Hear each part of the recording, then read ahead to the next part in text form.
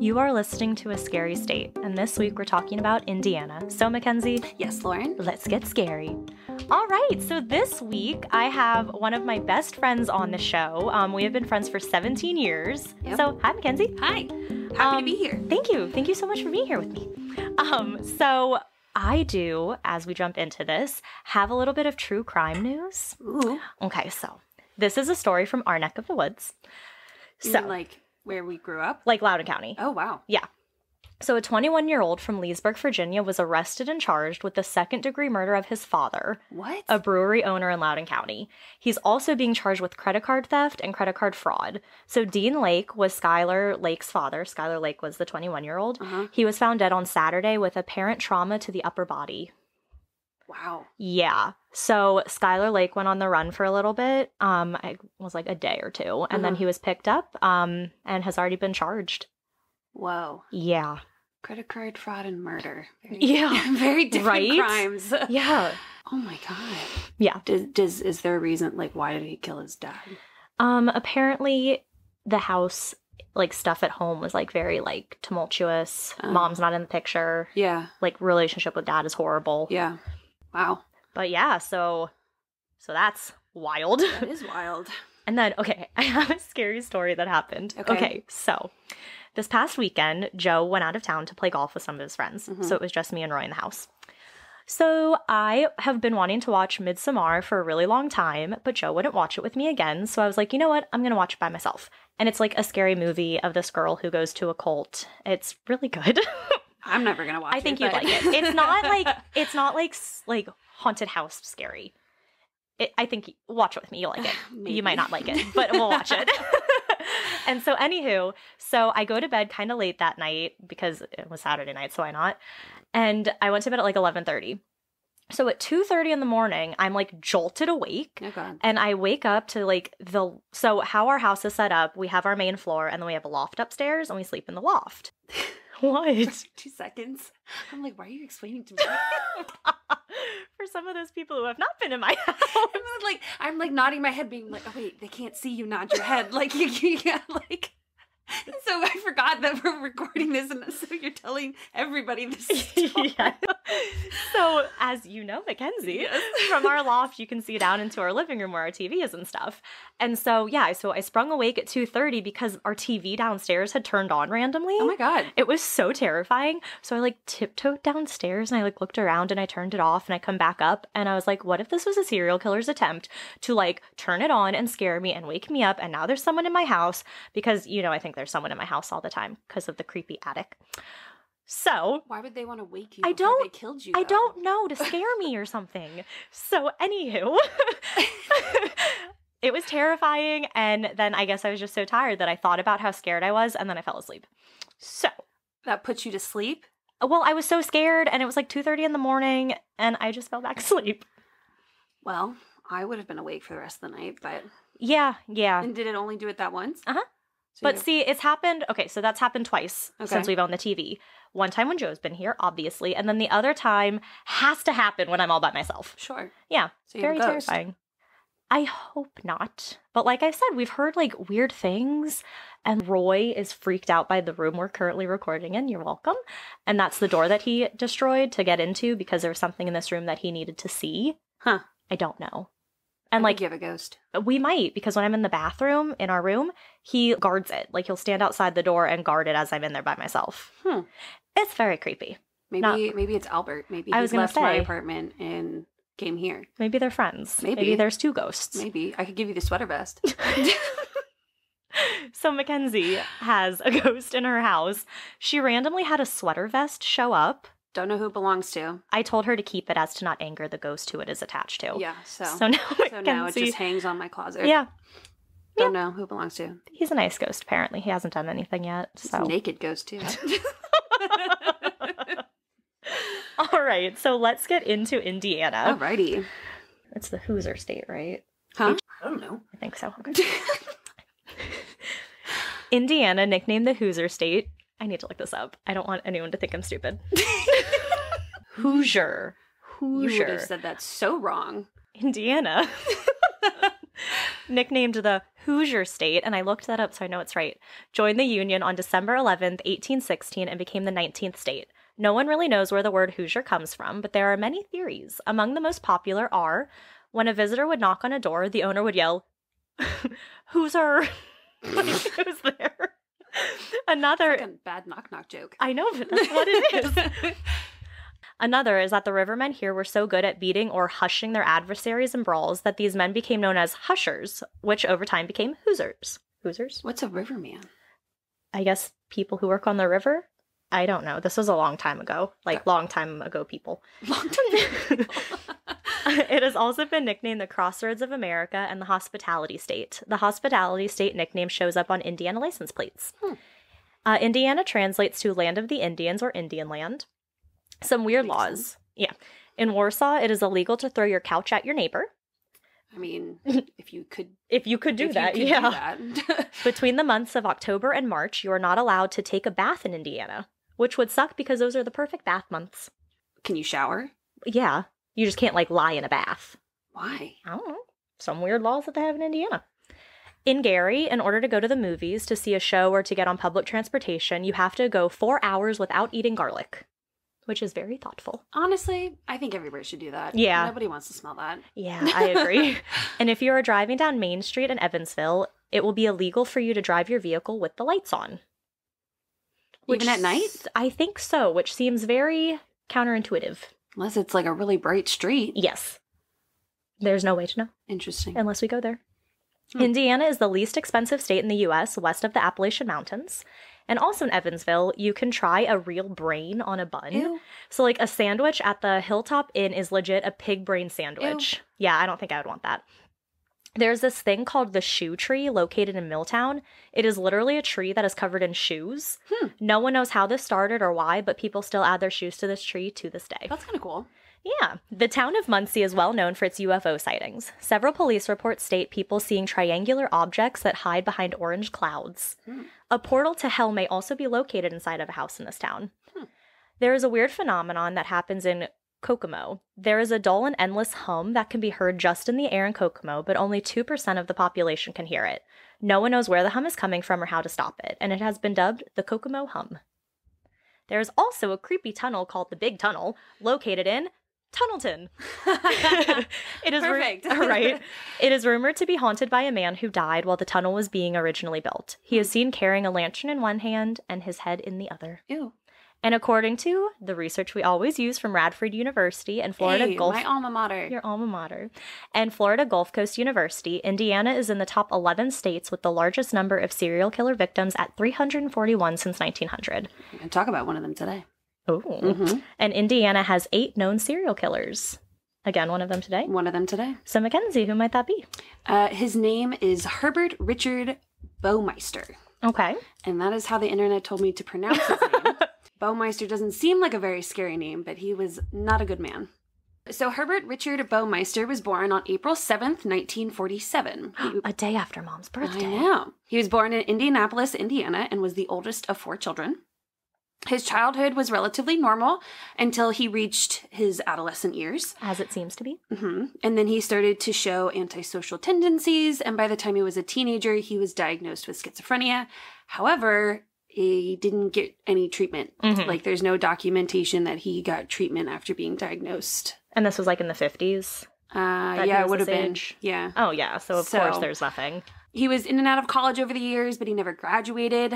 He also held down multiple jobs. He was said to have a great work ethic. However, he exhibited extremely bizarre behavior. Wow, that's a lot of EXs. So I looked up some of the odd things he did. A school friend of Herb's talked about that once he picked up a dead crow on his way to school and kept it and then placed it on his teacher's desk. Ew. What would you do if you walked into school one day with a crow on your desk? I would just walk right back out. All right, no school today, guys. So at one job that he was working at the local newspaper. And it was a job that people believe his father helped him get. His father was super important. He worked at like the local hospital. Well-off guy. And one of the executives that worked at the paper, Gary Donna, claimed that Herb was sensitive about how others viewed him. He wanted approval from the higher-ups. He wanted to be accepted by others. But because of his odd behavior, it was hard for him to fit in. Mm-hmm. And so Gary talks about one incident where Herb picked Gary and some friends up for a football game. And Gary and his friends, they were like with dates and stuff. And according to Gary, Herb picked them up in a hearse. Okay. And it was thought that he got it because of his dad working at the hospital. Yeah. And he had like flashing lights and he was speeding down the road. And apparently he was like laughing the entire time. And so obviously the passengers were a bit concerned. Yes. So another job that he had was with the Bureau of Motor Vehicles. Again, another job thought to have been secured by his father. Mm-hmm. And one year he sent around a Christmas card of him and another man in drag. Okay. And which there's nothing wrong with that. No. But sending that to coworkers is odd. Yeah, as a Christmas card. Yeah. Because of his go-get-em attitude and his high intelligence, he was promoted to program director. And one would think that with this promotion would have some new professionalism. No. However, his odd behavior and antics became increasingly worse, and he was suspected of urinating on his boss's desk. No one knew for sure, but given his previous behavior, everyone did suspect him, and he did get fired from his job later on when he urinated on a letter that was addressed to the governor of Indiana. Oh my God. So, swell guy. In 1971, he married Julie Sater. I think that's how you say it. They were introduced by a mutual friend. They had 3 children together, Marie, Eric, and Emily. They were married for 25 years. Oh, wow. And Julie later commented on the fact that they only had sexual intercourse 6 times during their marriage. Wow, and 3 of those to have children. Mm-hmm. So after being fired from the BMV, he went and he worked at a local thrift shop. And after working there for a few years, Julie and Herb decided to open their own thrift shop. It's called Save-A-Lot. Okay. The business was so successful in the first year that they opened a second store. And the family eventually moved into a 4-bedroom Tudor-style home that came with an indoor pool and 18 acres of land. Oh, wow. That sounds beautiful. Mm-hmm. They called it the Fox Hollow Farms. If you had a big house, would you name it? No. Oh, I was going to ask, what would you name it? I mean... I don't think I would either. I'm not creative enough to have, like, a fun name. Right. And I don't think the only people thing do I can think anymore. of is MacKenzie Manor, but that's... Oh, that's cute. Yeah. Welcome to MacKenzie Manor. Yeah. Cute. Makes it sound, like, sophisticated, I guess. So, something to note is that 6 months after Julie and Herb got married, Herb's father committed Herb to a mental institution for 2 months. There was no reason as to why. Has he, over all these years, has he gotten any help with, like, his mental health? Besides the 2 months that he went to this institution? No. Oh, okay. Yeah. So, and apparently didn't raise any concerns to his new wife because they were together for 25 years. Okay. In the early 1990s, if you lived in and around Indianapolis, you might see an article here and there about young gay men who were disappearing and were never to be seen again. Because this was part of the Bible Belt, these stories barely made headlines.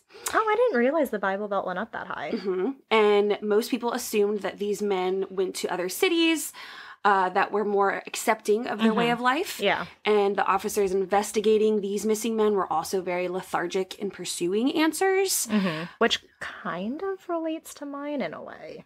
It was not until a private investigator, Virgil Vandegrift, started putting all the facts together that these disappearances were taken seriously. So, Virgil was a well-respected private investigator. He is best known for investigating missing people. Vandegrift said, quote, "The way it works here in Indianapolis is that persons are not classified as missing until they are gone 24 hours. The case then goes to a district detective, and if they don't find them in 30 days, it travels to the Missing Persons Bureau for them to investigate. Now, to the general public, this seems like a lot of red tape and highly absurd. Parents don't want to wait to find out what happened to their kid, and wives don't want to wait to see what happened to their husbands. They come to me." Oh. Mm-hmm. In early June of 1994, great year. You weren't born yet at that point. I was alive on this earth. You were forming. Cooking. In early June of 1994, the mother of 28-year-old Alan Broussard came to Vandegrift to help her find her missing son. In his investigation, Vandegrift learned that Broussard had had some troubles in his life. He was known for being a heavy drinker and being in the gay community that was not accepting of his lifestyle. Mm-hmm. Broussard was last seen leaving the gay bar Brothers. Vandegraff passed out flyers, photos, asking if anyone had information about Broussard. And at first, Vandegraff did not suspect foul play. However, 3 events occurred that led Vandegraff to believe that Indianapolis had a serial killer in their midst. 1. Vandegraff learned of several other disappearances involving gay men, all of whom had similar appearances to Alan Broussard. Vandegraff had discovered another disappearance the year before. In July of 1993, Jeff Jones, 31, seemed to have vanished from the area. His lifestyle and habits were very similar to the other missing men. And the latest disappearance was Roger Allen Goodlet, 34, who was last seen leaving a gay bar on 16th Street. And Goodlet was also similar in appearance, age, and lifestyle to the rest of the missing men. And they learned that Goodlet was last seen leaving the bar with another man. The description of the man was vague, but he was seen leaving in a light blue car with an Ohio license plate. So given all these factors, Vandegraff was convinced something larger was at play here. However, local police remained uninterested. Thankfully, that did not discourage the private investigator. He kept pursuing the leads and asked patrons of the local gay bars if they had any information. Luckily, in August, an informant came forward that had information that may help the investigator find the most recent of missing men, Roger Allen Goodlet. So, this informant is named Tony Harris. His name was changed. Okay. So, for anonymity purposes, I assume. So Tony Harris knew of Goodlet from the local gay bar scene. He saw Vandegraff's poster asking for more information and felt he had something that could put some of the pieces together. Harris had tried going to the local police and FBI, but both had written him off as having a bad drug trip or being crazy. However, Harris came into contact with the suspect, and it is a miracle that Harris came out of it alive. So, here's what happened. Harris had seen the suspect in the bars before. He described him as tall, lanky, silent. Tony noticed him because he was staring intently at the missing poster of Goodlet. Harris said he had a gut feeling that this was the reason his friend was missing. Because Harris wanted to find some answers about his missing friend, he struck up a conversation with the man. Okay. Very brave. Would yeah. not have done that. I just don't do that in general, so I wouldn't do it now. Yeah. And the man introduced himself as Brian Smart, who claimed he was a landscape artist from Ohio. He said he was currently living in the house that he was landscaping for the new owners.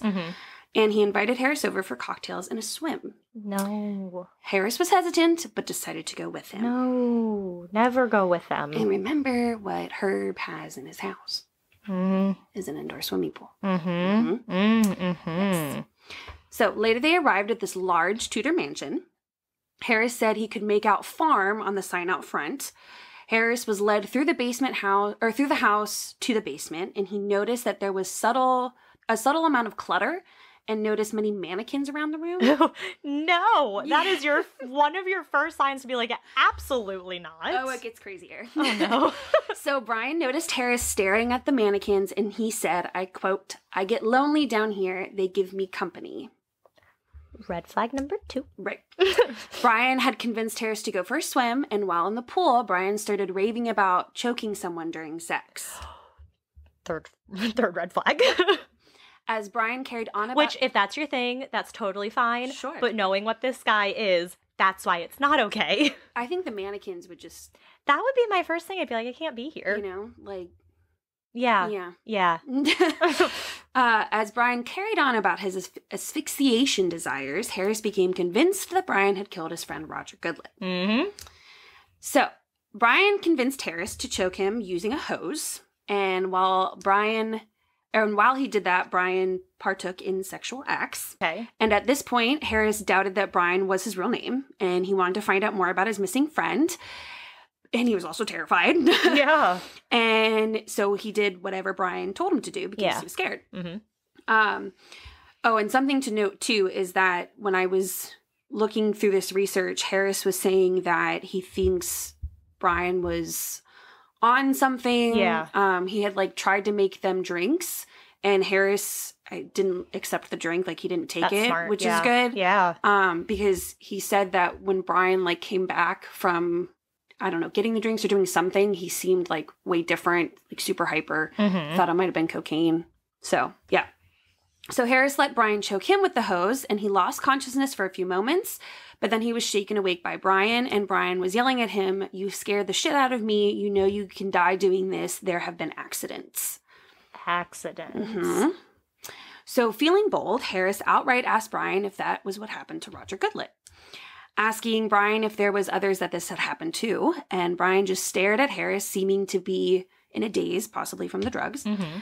He only gave Harris a fool's grin, and eventually Brian fell asleep, and Harris took this as an opportunity to do some digging. I would have used this as an opportunity to leave. He doubted that Brian was his real name or that the house they were in was the one that Brian was working on. He went upstairs and he saw children's toys along with women's clothing. Harris tried to find Brian's wallet to learn his real name, but Brian woke up before he could find it. Right. As I've been reading this, like my heart was like, right? I was like, oh my God, he's got to get out of there. So Harris was able to convince Brian to drive him back to town. And after dropping him off, Brian asked to see Tony again the following Wednesday at the 501 Club. So Harris was not sure of the exact location of the house because it was at night. Yeah. And all Vandegrift had to go on was the word farm on the sign out front. Not too helpful. And he hoped to catch this Brian Smart during his next meeting with Harris. However, Brian never showed up back at the bar the next week. So something to note, if you're wondering why the wife and children were not there. Of course, yes. Julie frequently took the kids to visit her mother-in-law, so Herb's mom, Yeah. and often without her because of work pressure. So he didn't go a lot because of the business that they had. Interesting. So they were gone a Yeah. lot. A way to be out of the house, Yep. have the house to himself. So, more missing. So kind of, given all of this, Vandegrift was then able to have enough to go to the police. And that's what he did. And Detective Mary Wilson was in charge of investigating missing persons, Jeff Jones from 1983. So the guy that Vandegrift had originally discovered. Mm-hmm. And it turns out that Wilson was also investigating several other disappearances that matched Jeff Jones, Alan Broussard, and Alan Goodlet's description. Yeah. Richard Hamilton, 20, Johnny Bayer, 21, Alan Livingston, 28, and others going back to the early 1990s. Jeez. All of whom were gay men in Indianapolis. Mm-hmm. So after hearing Harris's story, Wilson put plainclothes officers at the 501 Club and the Varsity and Our Place. I'm assuming those are local gay bars in the area. Yeah. They talked to the bartenders and patrons, trying to gain any information on the kidnapper. Wilson asked Harris if he could recall the license plate number of the car he was in. Harris and his friends continued to hang out at the bars in hopes of seeing Brian again to get his license plate number. Yeah. So even though the case had been taken over by the police, Vandegrift still continued to investigate the disappearance on his own. And he sent one of his investigators, Bill Hilsey, to search the country suburbs for the house that Harris had described. So Hilsey found himself in front of a house with a long driveway and a sign out front that said Fox Hollow Farms. Oh. Remembering what Harris said about seeing a sign, Hilsey looked around the house for any clues that might indicate that it was the house that Harris was taken to. Mm-hmm. Vandegrift had Hilsey take photos of the property, and when they showed it to Harris, he didn't think it was the house. Oh, no. Mm-hmm. he thought the driveway was shorter. Yeah. Sir. Meanwhile, Herb's life was starting to fall apart. His business was failing, and his wife was threatening to divorce him, and so his mood was turning darker and more strange as time went on. So, it had been a year since Virgil Vandegrift and Detective Mary Wilson had begun their search for Brian Wilson. Vandegrift said, quote, whatever leads we could have taken went nowhere, Vandegrift states. Personally, I don't feel there was a whole lot of cooperation between the police and the Hamilton County officials, whose attitude I sense was one of these folks here are rich and therefore above suspicion. But in truth, there weren't many hard leads, so we couldn't push too far. That actually is super annoying, though, because that is a legit thing. Like, if you're rich enough, you are above suspicion. Oh, for sure. And it didn't help that these men were also gay. Yeah, no, absolutely so didn't this help. investigation was not taken as seriously as it should have No. been. So finally, on the evening of August 29th, 1995, Brian Smart decided it was safe enough to return to the gay bar scene. Tony Harris was at the Varsity Lounge when he saw Brian Smart enter the bar. Harris chatted with Smart for a bit and was able to get the license plate number and gave it to Detective Wilson. And when Wilson ran the license plate, the car was registered to a man named Herbert Baumeister. Finally. Who lived in Westfield, Indiana. They also discovered that Herbert lived in an estate called Fox Hollow Farms with his wife and children. And the house also had a swimming pool in the basement. Yep. So I was thinking, like, nowadays it would be so much easier to look because you could go on Zillow. Right. And be like, let me see the inside of this house. Yeah, exactly. Then you could just show pictures and Right. say, is this where you were? Wilson and her boss, Lieutenant Thomas Green, approached Herb at his store on Washington Street, and they told him point blank that he was a suspect in their investigation of these missing men. And they asked Herb if they could search his home, to which he refused and told the police to contact his lawyer. Not to be dissuaded, though, Wilson and Green tried their luck with Herb's wife, Julie. Herb told Julie that he was being investigated for theft and to not let anyone search their home. But Wilson and Green explained the real reason for their search, and Julie was shocked into silence. Oh. Yeah.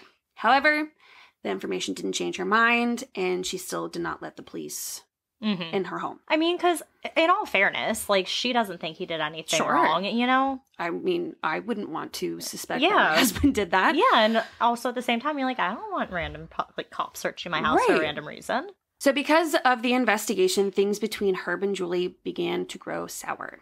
At one point, Julie even blamed Detective Wilson for their troubles at home, saying, quote, "The police are not coming to my house," she screamed, "tearing through things, upsetting my children, all on the word of a psycho named Tony Harris, whom my husband never even heard of." Yep, see, so she's getting a completely different story from him. Vandegrift blamed the county police for the long wait, saying, quote, "Mary Wilson, who wanted a search warrant, was unable to get one issued because Hamilton County was out of her jurisdiction. Hamilton County, in the meantime, would not cooperate. Why? Who knows? Whether it was their timidity? Hamilton County, in the meantime, would not cooperate. Why? Who knows? Whether it was their timidity to confront an otherwise... I can't read. An otherwise law-abiding citizen until they had conclusive proof, or whether they really didn't believe Beau Meister was guilty, I don't know. But it might have saved a lot of trouble and the 6 months wait it eventually took for Julie to finally open her backyard for inspection. So, because the home life had become very intolerable for Julie, their business was failing and Herb's mood was getting worse.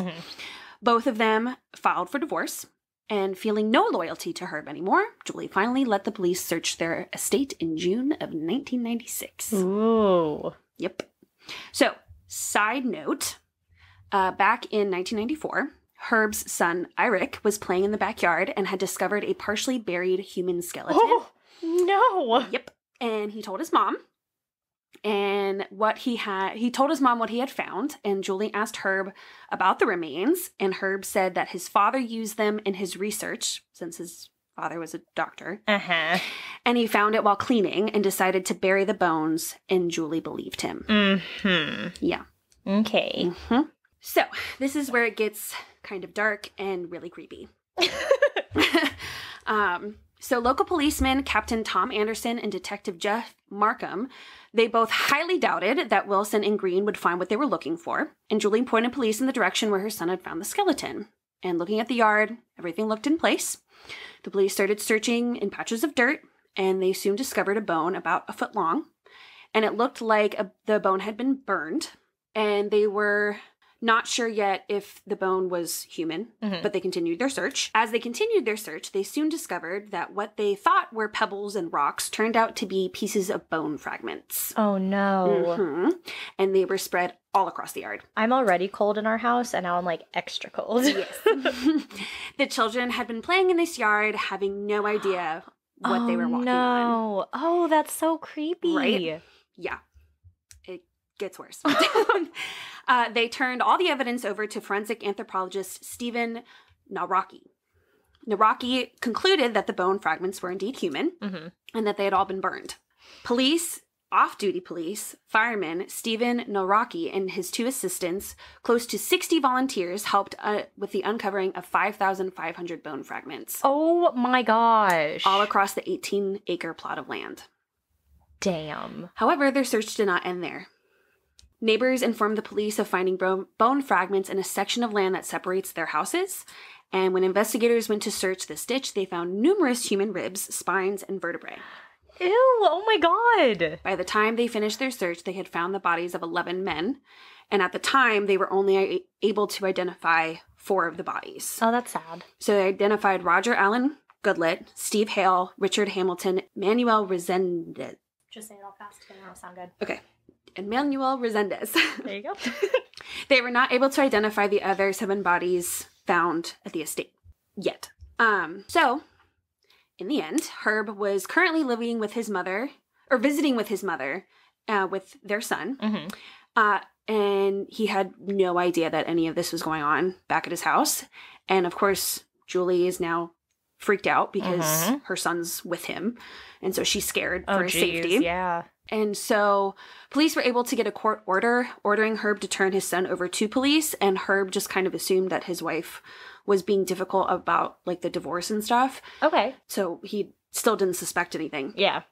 So then Herb called his brother from a small town in Michigan asking for some money. Herb's brother notified the police, and they asked him to tell Herb that he was being investigated and needed to talk to the police.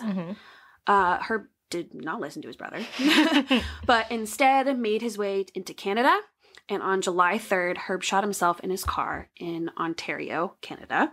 He left a 3-page note stating the reason for the suicide was because of his failing marriage and businesses, but he did not make any confession of the crimes he was being accused of. As investigators continued their search of the estate, they discovered the basement and the mannequins from Harris's story.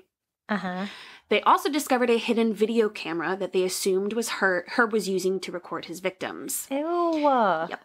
It was later discovered that while he was in Canada, Herb had been questioned by police because he was they found him sleeping in his car. Yeah. And the police person who had talked to him saw that there was tapes, I think like in the back with a bunch of stuff, but he said he was traveling, so they just let him go. Yeah. But then when they found him, like his dead body after he killed himself, the tapes weren't there. Oh no. Yeah. Now, the story goes on. So, obviously, they assume that he is responsible for all the murders of the people that they found Would make sense, on yes. his land. Right. Well, they also think he's responsible for more than just them. So, and this is where, when I was doing this research, this is where I thought I maybe have heard of him before. So he was suspected of being responsible for a series of murders that occurred off of Interstate 70. The interstate connected Ohio and Indiana. The bodies of 9 men were found nude and strangled, and these murders have taken place in the late 1980s and ended in the early 1990s. Julie gave investigators information regarding Herb's travel during that time. One eyewitness identified Herb as the man who left with his friend Michael Riley, who was found killed the next morning. Yeah. And so they called him like the I-70 Strangler. Oh! Yeah. Okay. Yep, I have heard that. Yeah. So the receipts that Julie provided investigators showed that Herb was in the areas at the time the bodies were found. Bodies stopped being discovered right around the time that Julie and Herb purchased their 18-acre estate. Interesting. So they were able to identify more of the victims. I found this article that was published in 2020. Most of the other information I found was from 2019 or earlier. Yeah. They were able to identify 8 of the 11 bodies. Wow. Because of DNA. So they were able to confirm Roger Goodlett, Stephen Hale, Richard Hamilton, Manuel Resendez, Mike Kern, Johnny Bayer, Alan Broussard, and Jeff Jones. And the article also stated that ghost hunters will often go to his estate because of paranormal activity in the house. Oh my gosh, look at you adding 2 things into one story. I know. They said that doors would fly open and objects would move. One person claimed to have seen a legless man wearing a red shirt. Oh. Unfortunately, justice was never given to these 20 men when Herb took his life. Thankfully, the families of the men were able to identify were able to put their sons and brothers and friends to rest. So it's not 100% certain that he's the I-70 Strangler, but based on the evidence they found, it all points to him. It sounds pretty convincing.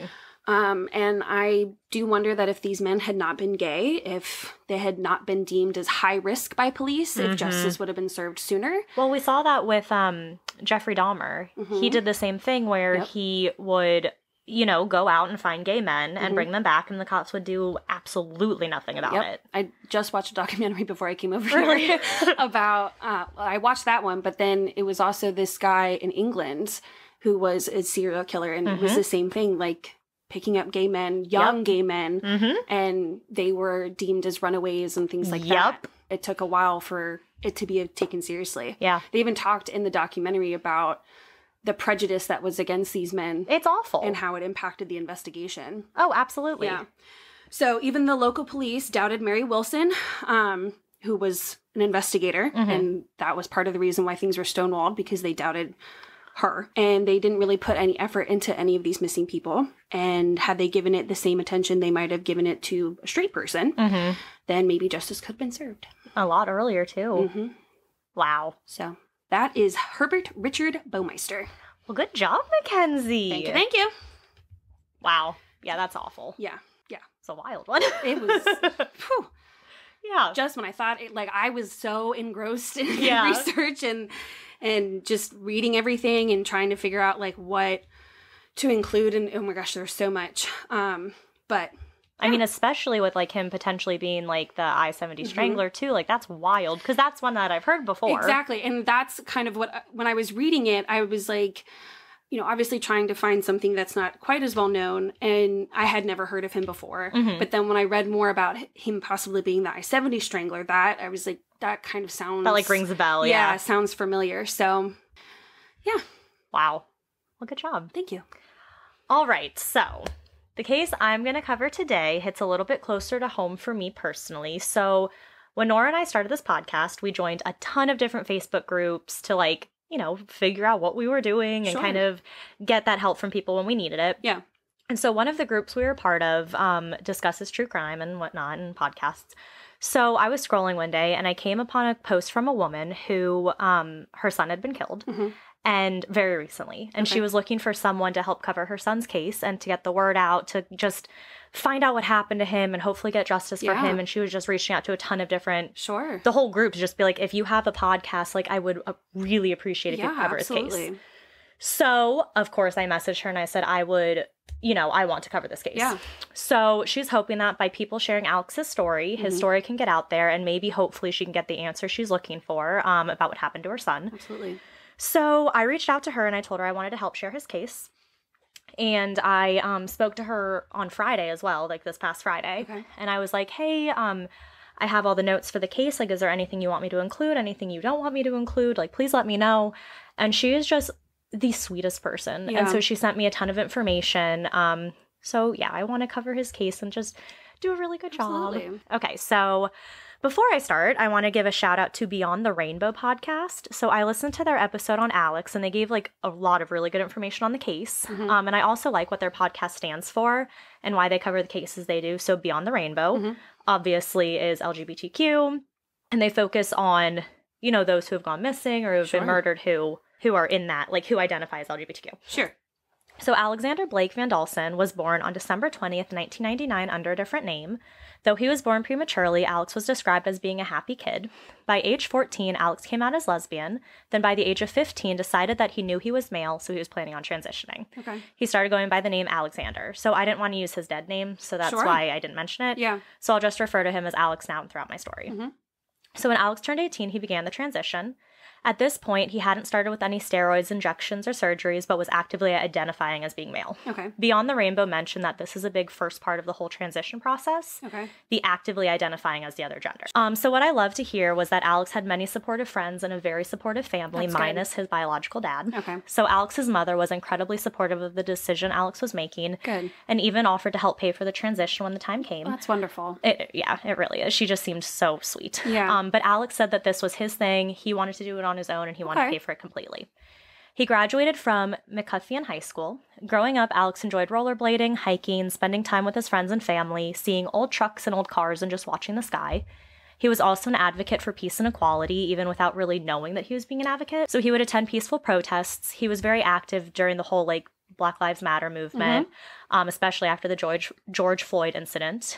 He would also post statistics that looked into how many police are involved in the deaths of those in custody. Oh, interesting. He truly cared about others and wanted everyone to experience equality and peace, and he just sounded like a really great guy.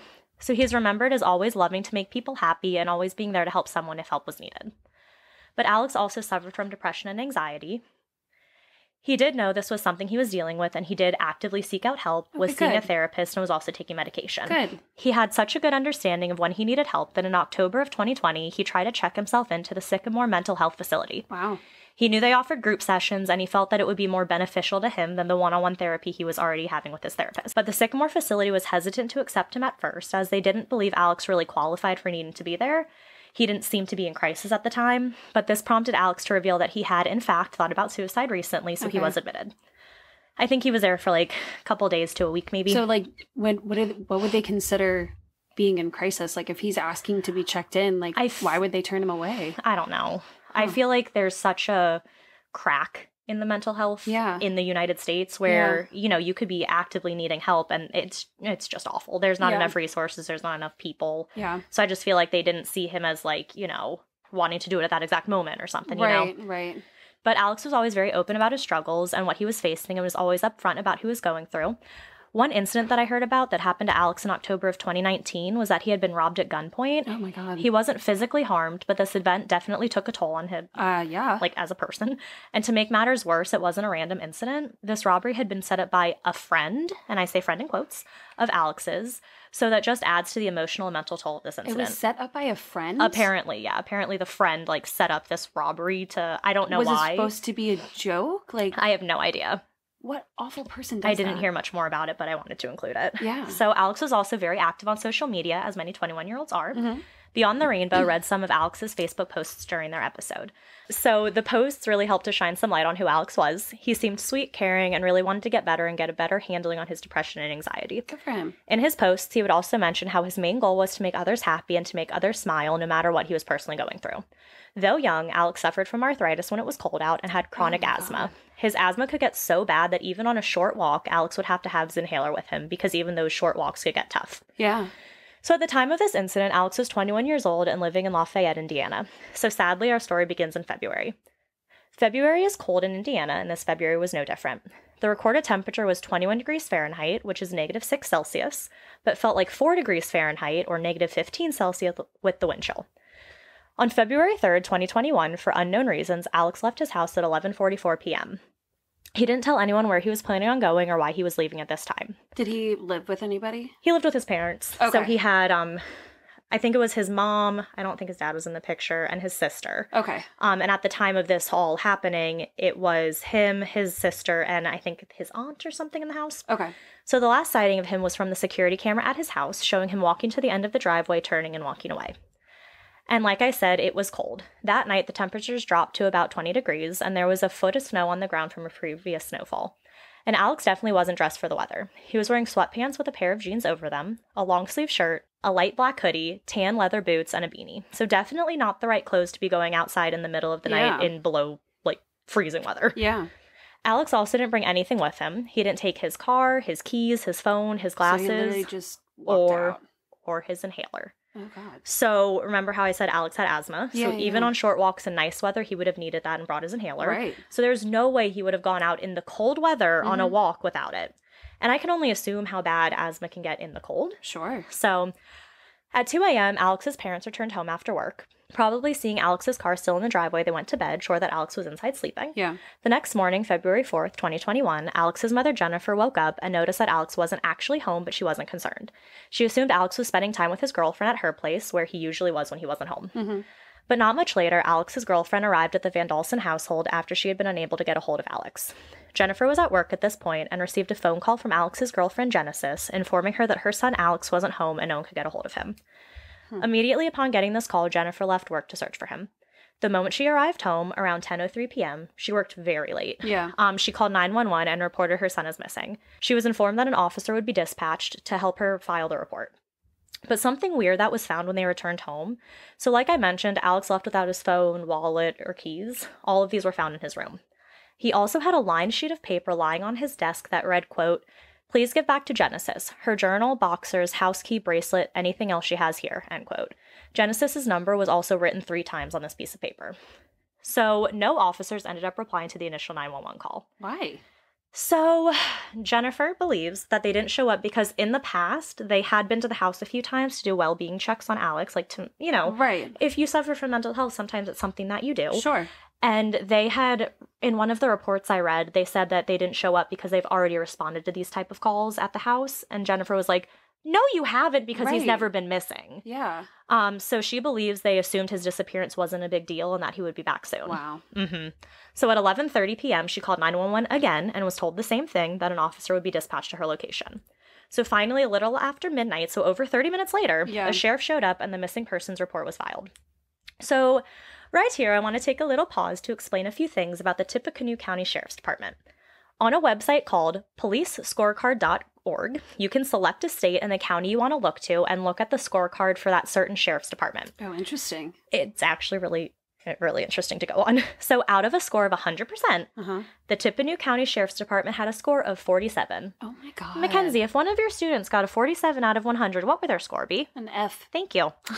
So this score is also based on 4 different sections of the scorecard. So their police funding got a 66%, police accountability got a 29%. Oh my God. Police violence had a 44%, and approach to law enforcement had a 58%. So this is like the arrest rate for low-level offenses, which was 49%, homicide solved, 67%, and racial disparities and drug arrests, which was 49%. So really not a great sheriff's department, No. and we are already seeing that so early in this case, and it does not get better. Especially because they didn't even go to the house. So during the family search, they made sure to hang up missing persons flyers as well. The next day, on February 5th, a retired officer, Janet Winslow, who had a canine, came to Alex's house to investigate. A retired officer. Not a current officer, a retired officer. Yeah. 2 county police officers did accompany her to the Vandalson's residence. The dog began its search by smelling something of Alex's first. It then started sniffing around, and pretty quickly the dog caught whiff of something and took off. The dog started to lead the officer in the direction that Alex had been seen walking on the security camera. The dog followed the scent for about a mile when suddenly it stopped and was able to pick up another scent. Which is odd. Yeah. Which makes me think if it's on a road, it's because they were on that road until a certain point and then they were gone. What do you mean picked up another scent? Car. He just wasn't able to pick up Alex's scent. I see. So he followed it for a mile down the road and then just the scents were gone. Yeah. Which makes me think potentially a car came or... Yeah. That was my first thought when I read that at least. So the retired officer who had the dog had a friend named Sean Hennaday. Sean Hennaday had a heat thermal camera on a drone that he owned. So they said he would use this drone to look for Alex. So I guess pretty much what happened was this Sean Hennaday had his drone and he was like, okay, because you guys can't find Alex anymore after this mile search, I'll search this 5-mile radius to see what my drone can pick up. Yeah. So he said that he found information on the drone and he was gathering the information to pass it on to law enforcement. Alex's mom reached out to him and asked if she could be clued in on what was found, what was passed to law enforcement. Sure. So Hennaday said that yes, once he, gathered all of the information together and passed it on to law enforcement, he would hand it over to her. So he passes it on. Jennifer reaches out again and he's like, oh yeah, I'm finishing it up. Like, let me wait till law enforcement gets back to me, kind of something like that. Why can't he just why does he have to wait? So he keeps giving this runaround to her. Soon enough, he just stopped responding to her messages until he finally blocked her. So literally, we have no explanation for why this happened. Jennifer has no idea why Sean Hennaday will not give her the information. And even Janet, the retired officer, has reached out to Sean and has got nothing. That's bizarre. Yeah, so not only did this drone person ignore Jennifer, but no matter how many times she asked, the police would not give her any information at all about their search for Alex or for what was found on the drone. What? But less than a week later, at approximately 1 p.m. on February 9th, 2021, Alex's body was found on Breckenridge Street. A city worker who drove a snowplow had been working in a remote area on a trail near a railroad clearing the snow. As he was doing this, in the snow a little ways off, he noticed a pair of boots sticking out of the snow. He immediately called the cops. So they did show up this time, but I think it still took a little bit of time for them to get there. So this is the part of the story where things just go from bad to even worse in terms of police work. So Alex's body was found in a very peculiar position. The body was on its back, with legs crossed at the ankles, and his hands were at the sides of him by his waist. But one of the police reports that I read said that Alex's left hand was inside of the pocket of his sweatshirt. A pink and black camo-colored semi-automatic 9mm with a purple handle was found under Alex's right elbow. I'm sorry, give me that description again. A pink and black camo-colored, semi-automatic, 9mm handgun with a purple handle. How do you even get a gun like that? But it's a pretty unique gun. That is very unique. It was found under his right elbow, and due to it being so cold outside, the gun had actually frozen to his arm and his waist. Oh, wow. And on the right and left sides of his head were an entry and exit wound of a bullet. Some blood was seen on the left side of his head, and some had pooled in the beanie he was wearing. But an interesting note here, in the reports and crime scene notes, no blood spatter was reported. What does that mean? So blood spatter is, if you're hit with something or you're shot with something, your blood will go places. Right. No, I know what blood spatter is, but... Yeah, so none was found. So that means he wasn't shot there. Got it. Potentially. Interesting. So Mr. Snowplow Man was obviously questioned. Mr. Snowplow Man. I have his name, but I felt like I didn't want to include it.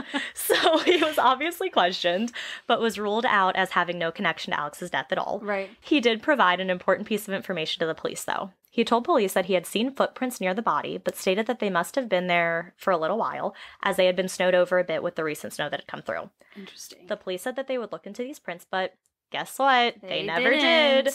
They said it would be useless to do so. What? Uh-huh. I feel like this is a huge piece of information, like even if it's a partial print or something, like shoe prints have helped catch multiple killers. Yeah. The Night Stalker, Richard Ramirez, is the first person who pops into my mind when I think of shoe imprints. Like, that's one of the main clues that helped them find Richard Ramirez was because of shoe prints outside of people's windows.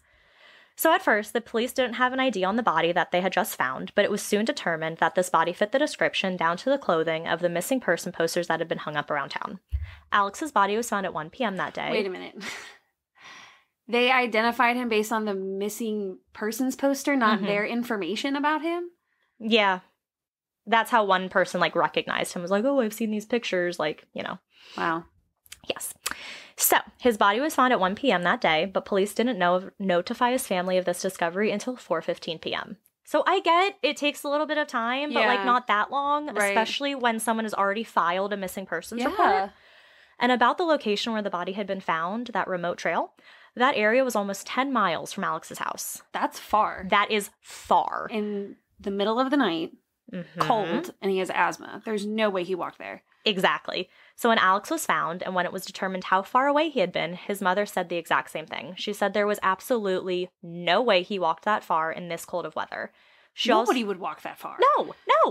The police even, I don't think I mentioned it later, but they didn't continue doing a lot of investigations because they hadn't been dressed for the cold. But Alex hadn't been dressed for the cold, so of course he didn't walk that far. And he had never been able to walk that far, especially with his, like, without his inhaler if he had bad asthma. So I can't say for sure, but I would assume that really cold temperatures only make asthma worse and make it harder to breathe. Oh. And there's a part I read in one of the police records where the cop was like, I understand he has asthma, and you say it's hard for him to walk that far, but, like, I teach, I'm a coach, and some of my kids have asthma, and they're still able to run. And one of my other cop friends, he's able to do our physical fitness test, and he has asthma, so I'm just saying, asthma doesn't make it that hard. I hate when other people try to tell you what's wrong with you. Right? And it's like, that's great for your friend. Right. That's great for the kids who don't have it that hard. That doesn't mean everyone's asthma is that easily controlled. Yeah, so I read that part. I was reading this the other day, and I had Joe on the couch with me, and I'm just there like, oh my God. And I'm just, ridiculous. Joe's like, what is happening? I was like, let me tell you. Yeah. So without any further investigation, like I said, Alex's cause of death was ruled as a suicide. What? In the subsequent reports that came out about the case, Alex's dead name was used, and he was misgendered multiple times. Oh my God. But I guess in a small way in their defense, there were times when he was gendered correctly, though it shouldn't have been hard and should have been correct from the beginning. So like I said, I read the police reports that Alex's mom had sent over to me. They started out the report using Alex's dead name and incorrect pronouns, but then they made note of his preferred pronouns and his preferred name. Oh, that's good. So that's how they started to refer to him in that report. Okay. But they filed the report under his dead name. It's just like that's not what he identifies as. So I don't know. And like as I kept reading through the reports, they would say she a lot. And I was like, it's not that hard. Right. It's not hard to do Literally taking off one letter. Right. The police were easily able to say suicide and stick with that ruling after learning that Alex had, in fact, been suffering from depression. I figured that they would go there with that. So police ruled it as a suicide, but ended up passing the case off to the sheriff's department. They closed the case on their end and pretty much wiped their hands of Alex's case. After they passed the case off, they got word that near where the body had been found was an abandoned car that had been stuck in the snow. The police sort of did their job here and interviewed a man and a woman, the people who the car was registered to. The man and woman both had different stories for why the car was there. Interesting. The woman said that her boyfriend had wanted to smoke, so they pulled over for him to smoke and they ended up getting stuck. The man's story was quite different, though. Why would you pull over to smoke? It wasn't a cigarette. Oh. Yes. So the man's story went that he said his girlfriend had gotten herself stuck by herself, called him to come help her, and he ended up getting the car more stuck. So not even similar stories in any way. No. So though hearing two very different stories, the police bought the story. Which one they bought is unknown, but they determined this car wasn't involved in the case. The case also belonged to the sheriff's department at this point, so they, of course, didn't look into it any further because it wasn't really their problem. So what's the difference between it belonging to the sheriff's department versus the police? I don't know 100%, but I feel like it's just the jurisdictions and maybe what powers they have, because I feel like the police wouldn't have as much authority kind of as the sheriffs. I could be completely wrong. I don't know, but that's kind of what it seems like to me. Okay. So the sheriffs also concluded that Alex's death had been a suicide. I'm sure a lot of that came from the fact that the cops had already ruled it as one first. The idea was confirmed in their minds after reading some of Alex's journals where he detailed the struggles he was facing with his mental health. Apparently, one of the journal entries, dated before he went missing, mentioned and implicated that he wanted to leave and not return. Those notes were admitted as evidence. So the family was told that Alex's cause of death had been suicide, that there had been no immediate signs of trauma on the body, but that more information would be available after the autopsy was completed. The family clearly had not been told about the gunshot wound at this point. Yeah. The family actually didn't find out Alex's actual cause of death until right before the funeral, when the funeral director called the family and asked if they wanted an open casket. That is when they found out that he had actually died of a gunshot wound to the head. The funeral director, Frank, even apologized to the family, saying that he hates to be the one who has to tell the family what happened to Alex. Oh my God. I know. So obviously the family asked how it was possible that the police said that there was no trauma to the body when there was clearly a gunshot wound, which is considered trauma. So what I found... They straight up lied. Yes, absolutely. So what I found suspicious and sketchy on the police's part, in one of the police reports, it's clearly listed that there was trauma to the head. Like, it was put into the report that there was trauma. So why was this not communicated to the family? Yeah. Why did they have to find out through the funeral director? Why did the police not have the decency to tell the family? Like, no matter how hard it would have been to hear what happened, it is their right to know. Well, right, and that too, like, what about this fancy gun? Yeah, well, we will get to the gun. That's okay. So after the funeral, when the coroner report came back, it was, again, and confirmed to have been a suicide. Yeah. In their eyes. The coroner had seen the bullet wound, where it had been, the entry and exit wounds, and how the bullet's pathway went across, like straight across from one side to the other. The entry and exit wounds were, of course, measured by the coroner. The entrance wound was claimed to have been on the right side of Alex's head, measuring at 6.5 by 5 centimeters. The exit wound was said to be on the left side of Alex's head, measuring at 1.5 by 1 centimeter. So it's saying the entrance wound was a lot bigger than the exit wound, okay? Okay. But with logic and the measurements, the entrance wound would have had to have been on the left side, and exit wound would have had to be on the right side, because with gunshot wounds, the exit wound is always, always bigger than the entrance wound. That would make sense. Yes. So the coroner's report does not make sense that it would have gone in the right and left through the left if the entrance wound was bigger. Yeah. Like, that doesn't make sense. Yeah. Like, with just logic and how the world works, that's not how that works. Yeah. So let me... It should be something that a coroner should know. Yeah. So let me explain this a bit and talk about the issues here. So the coroner said the bullet entered on the right side. Like I said above, that isn't possible given the size of the entry and exit wounds. But this way, though the wound signs were impossible, would have fit the sheriff's narrative. If Alex had completed suicide, he would have most likely used his right hand, as he was right-handed. This is why they're trying to say that the entry wound was on the right. But again, based on measurements and physics, we can pretty much say that the entrance wound was on the left. Alex also had bad wrists, as he had arthritis, as I mentioned, which only got worse in the cold weather. So the probability of him actually being able to hold the gun up, aim, and fire with his wrists is very unlikely. Also, any gun you shoot is going to have a recoil. No matter how slight, it's going to have a recoil. Yeah. The coroner said that the bullet wound went straight from one side to the other in a line. If Alex had actually been the one to shoot the gun, the recoil, no matter how slight, would have caused an upward angle for the bullet, not a straight across line. Yeah. So it is believed that the coroner just went along with what the sheriff said happened to Alex, a sheriff who wasn't even at the crime scene at the time when it happened. So after hearing the coroner's, in my opinion, incorrect report, looking at Alex's journal, knowing his mental health journey, and knowing he was on medication only further solidified the sheriff's in concluding that Alex's death was suicide. I mean, I get it, but it's also like, it doesn't seem like they're doing their due diligence to... And why do we think they're not doing their due diligence? Gee, I wonder. So there are still more things that didn't add up to what happened to Alex. First, we have the fact that it was originally ruled a suicide, like I've mentioned 1,000 times. Then Alex is found with the bullet wound, and we went into all of that. And no GSR test had been done on Alex. A GSR test is a gunshot residue test that is conducted in a case where a firearm is involved. This test detects the presence of certain chemicals that are left on a person's skin or clothing or other nearby surfaces when a gun is fired. Would it still be Like, if he did, in fact, shoot himself, would it still be left on his hands at that Most point? likely. It can usually come off if someone washes their hands or brushes it on their clothing, like a few different ways. Right. But if he is said to be alone, it's going to be somewhere on him. Okay. I just didn't know because of, like, the snow, too. Yeah, it would still...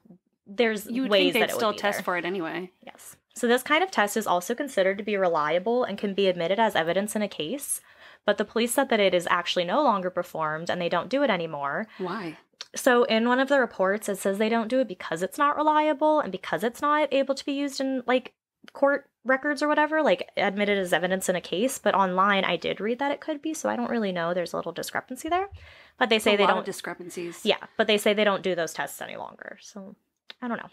So I talked about how a gun had been found at the scene. So the weird part about this is that it had been found under him. Not next to Alex, but under him. There's no way he would fall on the gun. Thank you! So you would think that the police would have tested the gun, again, maybe doing the GSR test to see if it had been shot, but maybe testing it for fingerprints? They did nothing. No tests of any kind on the gun. And actually, as of now, it's said that there's no inventory of this gun. The police who closed the case were the last ones to have it, so why wouldn't they have passed it on to the sheriff's department, who is now taking over the case? Also with this gun, like I said, no test had been run, so no GSR test. They didn't check to see who it was registered. They didn't check to see who bought it. They just assumed it was Alex's. But according to Alex's family, he didn't own a gun. Right. But in the police's report, apparently Genesis, his girlfriend, had told the police that Alex had shown her a handgun he owned that he had recently purchased that had a purple handle. But Genesis was unable to locate it after he went missing. But the police report didn't say what the gun looked like other than it potentially had a purple handle, but they didn't talk about the camo design or anything like that. Right. Police also claimed that they had searched the area where the gun had been found with a metal detector for 2 hours looking for a shell casing that should have been present. Yeah. If you shoot a gun, there is a shell casing. Especially if you're dead, you're not going to pick it up. Furthermore, no blood spatter was found, like I mentioned. So the two things that are wrong with this, if it was a suicide, as the police are saying, the shell casing would 100% still be there. Yeah. There would be no second person who could have removed it, so it should have been found near him. Also, head wounds bleed a lot. Yeah. So there would 100% have been blood at the scene had Alex been the one to shoot himself. And there wasn't. There was some in his beanie and some on the side of his head.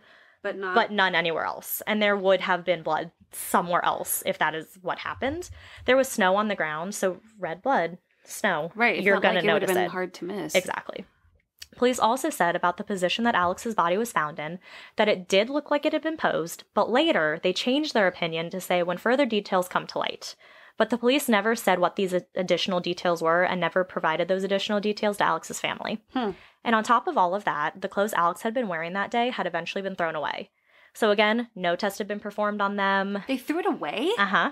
The clothes were thrown away. The 9mm handgun that had been found didn't have tests conducted on it. Like, they didn't even try to see who it was registered to? No. So it just sounds like really shit police work. Yeah. And many speculate, and what Alex's mom truly believes, is that Alex was picked up by someone, could be why the scent was stopped, killed at a different location than dumped in the area where his body was finally found. Because no shell casings, no blood, the dogs lost the scent. Alex's mother... He was 10 miles from home. And he was 10 miles from home. Alex's mother also believed that the case wasn't investigated further because Alex was transgender. Absolutely. And the media also didn't really report on this case, and Alex's mother also believes that was for the same reasons. And as I was looking for this, I had a hard time finding information. Yeah, I remember you saying that. Yeah, and so that just, again, goes to show, like, the media just didn't do anything about it. Yeah. And I was explaining this case to some people, and they all had the same feeling, like, because he was transgender, you know? But law enforcement still won't waver on their suicide ruling. And Alex's family just can't believe that. For all mentioned above, and the fact that Alex had been acting completely fine and normal in the days leading up to his disappearance, his family knows that he had been struggling, but he would have reached out and sought help had he needed it. Yeah, because he did. Exactly. And I know sometimes you can't tell when someone is struggling, and they may continue to seem and act normal, and it's a common thing that people do, but Alex's family just has this feeling that he would have reached out to them and told them that he'd been struggling. Well, he seems like someone who has been very open with his struggles. Exactly, that's the thing. Why would he start hiding it now? And he knew when he was struggling, he would go, he checked himself into rehab. Like, he does these things because he knows when he's struggling. Right. So he doesn't seem like the kind of person who's just gonna do something without getting, you know? Right. So Alex's family has continued to ask law enforcement to answer the many questions and concerns they have about Alex's death, but they have not received anything. Even to this date, like, emails have been passed back and forth, calls have been made, they are not getting anything. A group called Muddy Waters, a search and rescue group, did a reenactment of what the police claimed happened to Alex. One member of the group sat in the same way and in the same position that Alex had claimed to have been in. Mm-hmm. The group did the reenactment, and they found that nothing that the cops theorized would have been possible.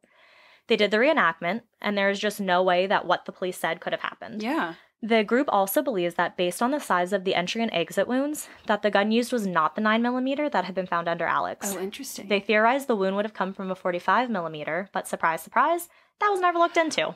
Question. I know that you said that they couldn't find the shell casing, but did they find the bullet? That's a good question. I don't know. I didn't read a single thing about because that. if it had an entry and exit wound. Right, then that means... That's a really good... I didn't think of that, and I didn't find that listed anywhere. So, because if they didn't find the shell casing, they obviously didn't find the bullet. Yeah.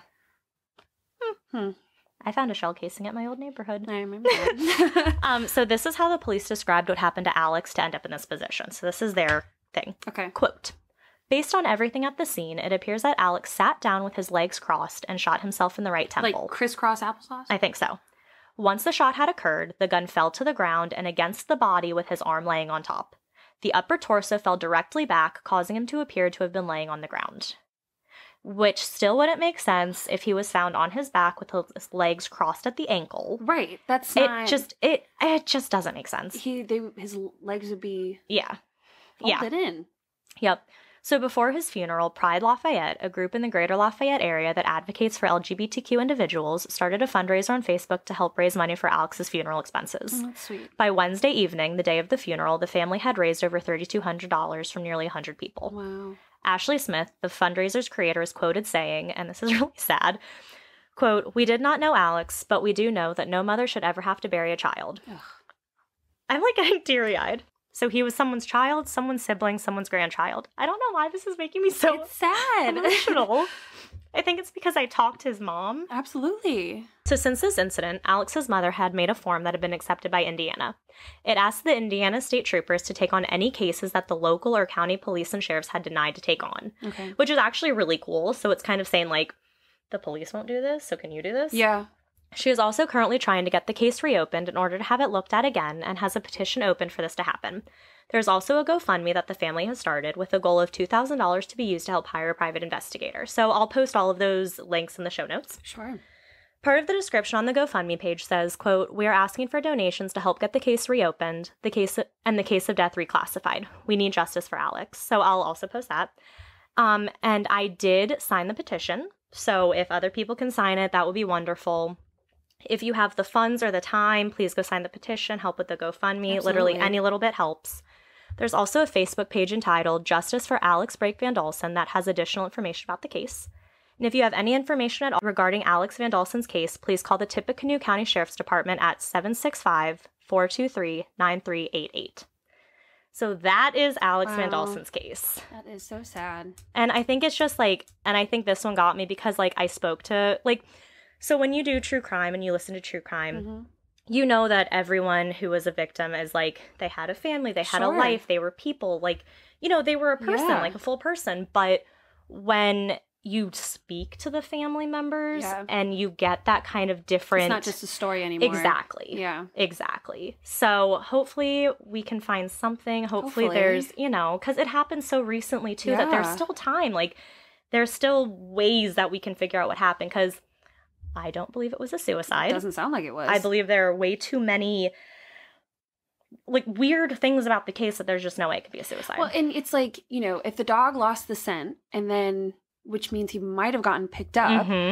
And so, you know, even hypothetically speaking, if he did commit suicide, he wouldn't have walked there because he wouldn't physically be capable. There's no way. And so he would have taken his own car. That was nowhere there. But like, say hypothetically too, because one of the police reports did say that if he had like a friend with him who drove him to this location, then picked up the gun casing, there's no way they could charge that friend. But it's also, if there is a second person, hopefully that person comes forward and says, hey, I can give you additional information about what happened. Why would anyone sit there and watch someone commit suicide? I don't know. I have no answers. That's wild. Yeah. But, yeah. So that's Indiana. Well, hopefully Alex can get some justice. I hope so, too. So thank you for listening, everyone. Thank you for being on here with me, MacKenzie. Of course, I had a lot of fun. I had a lot of fun having you on here too. Yeah. It's so fun having like all my friends on it because they're like, oh my god, listen to this research I did. Oh my god, I'm so excited. It makes me so happy. I have my research ready to go for the next one. I know. So if you guys could like and rate us on iTunes, on Spotify, that would be wonderful. We also have social media at A Scary State Podcast. If you have any scary stories, run-ins with a serial killer, haunted, anything, please send them to ascarystatepodcast@gmail.com. I just need a couple more stories and I can do a whole other listeners episode, which would be really exciting. And I think that's about all. So stay scary. Stay safe.